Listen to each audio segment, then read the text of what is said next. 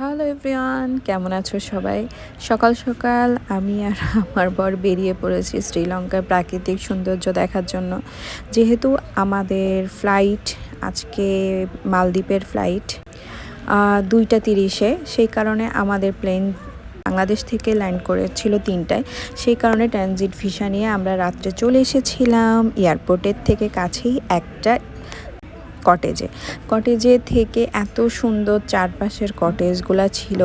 যেহেতু আমাদের বেরিয়ে যেতে হবে, সেজন্য সকাল সকাল উঠেই আমরা বেরিয়ে পড়েছিলাম বাইরের সৌন্দর্য দেখার জন্য। চারপাশে যেহেতু ক্রিসমাস চলছে, একটা অন্য রকম আবহাওয়া কাজ করছে।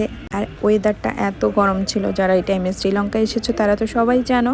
যাই হোক, আমাদের কয়েকবার প্ল্যান চেঞ্জ হওয়ার পর সফল হয়েছে শ্রীলঙ্কায় আসার। তো যাই হোক, একটা বড় সুন্দর ট্যুর দিতে যাচ্ছি, অনেক দিনের ট্যুর আমাদের। গল্প হবে, কথা হবে, ভালো থাকবে সবাই।